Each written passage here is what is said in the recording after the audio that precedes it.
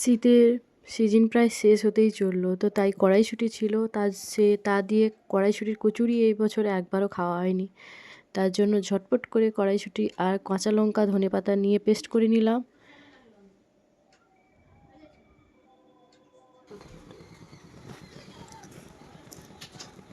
মটরশুঁটি, কাঁচা লঙ্কা, ধনেপাতা বেটে নিয়েছি, আর এটা হচ্ছে আদা বাটা। চলো, এখানে কড়াই গরম হচ্ছে, একটু সর্ষের তেল দিয়ে দিলাম। এখানে হিং ফোড়ন দিলেও হতো, তো অল্প করে এর মধ্যে আদা বাটাটা দিয়ে দিলাম।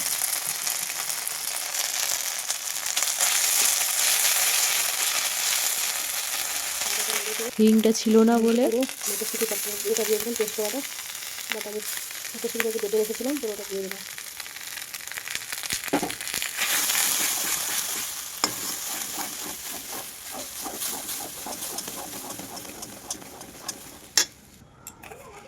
নুন দিয়ে দিলাম।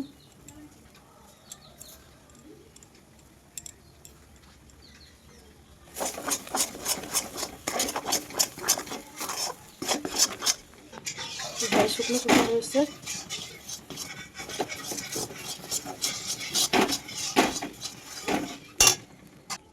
ঠিক এইরকম অবস্থা। এবার আমি নামিয়ে নেব। পুরটা আমার রেডি।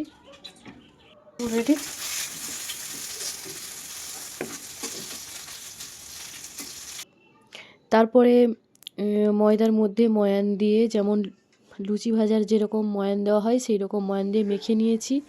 দিয়ে লেচি কেটে নিয়েছি, একটু বড় বড় করে লেচি কাটতে হবে। দিয়ে এর মধ্যেই দেখো পুরটা যে রেডি করে রেখেছিলাম ওটাকে দিয়ে গোল গোল করে বল করে নিচ্ছি। তারপরে এই যে আস্তে আস্তে করে বেলেও নেব, আর হচ্ছে বেশি চাপ দিয়ে বেলা যাবে না, সুন্দর করে গোল গোল করে বেলে নিচ্ছি।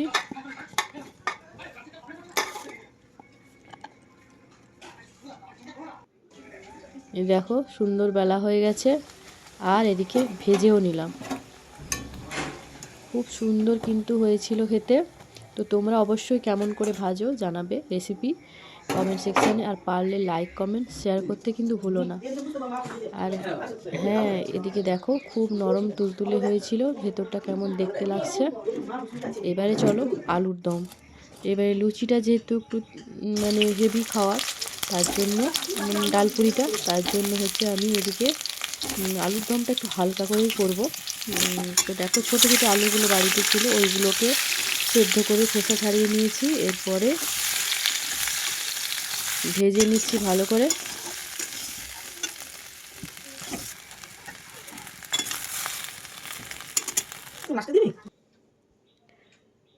তারপর রেগুলার যে মশলাগুলো লাগে কড়াইতে তেল দিয়ে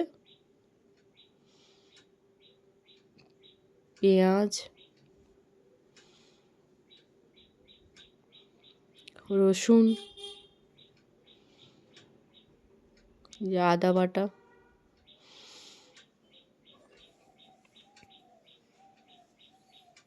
আর অল্প লঙ্কা গুঁড়ি,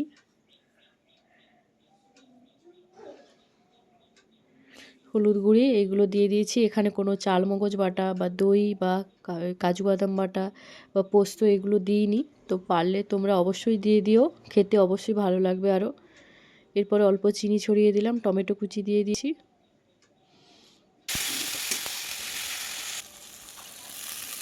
গলে যেতে তারপর মটরশুঁটিগুলোকে দিয়ে দিলাম, কাঁচা লঙ্কা দিয়ে দিলাম, ধনেপাতা দিয়ে দিয়েছি,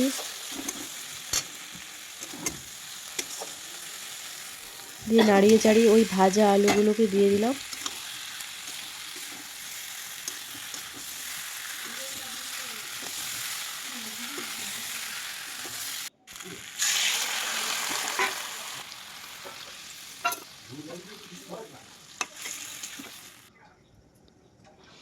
দিয়ে জল ঢেলে দিলাম।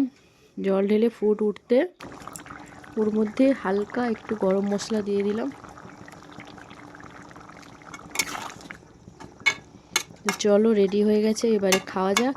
আর অবশ্যই রেসিপিটা কেমন হয়েছে জানাবে। আজকে এই পর্যন্ত থাক, সবাই ভালো থাকবে, সুস্থ থাকবে, সাবধানে থাকবে, এবং পারলে একটু লাইক করে দেবেন।